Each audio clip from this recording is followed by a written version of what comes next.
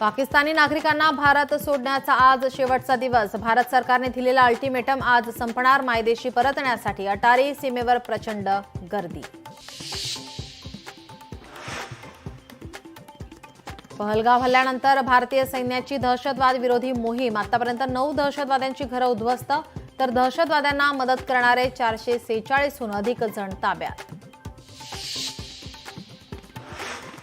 2 संशयित दहशतवादी मोबाईलमधील कॅमेऱ्यात कैद। मावळमधील पर्यटकांनी एनआयएला दिली माहिती। रील्स काढताना चित्रित झाले दहशतवादी। महाराष्ट्रात आलेला एकही पाकिस्तानी बेपत्ता नाही। मुख्यमंत्री देवेंद्र फडणवीसांचं स्पष्टीकरण। संध्याकाळपर्यंत सर्व पाकिस्तानींना भारताबाहेर पाठवण्याची व्यवस्था सुरू असल्याची दिली माहिती।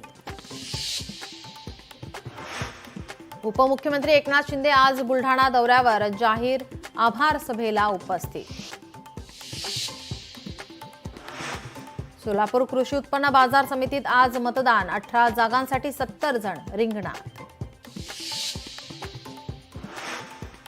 प्रेमविवाह केल्याचा राग, वडिलांकडून मुलीवर गोळीबार। जळगावच्या चोपडा शहरातील धक्कादायक प्रकार। गोळीबारात मुलीचा जागीच मृत्यू, जावई गंभीर जखमी। राज्यात अवकाळी पावसाचा इशारा। अनेक जिल्ह्यांना पावसाचा येलो अलर्ट। विदर्भासह पश्चिम महाराष्ट्रात पावसाचा अंदाज।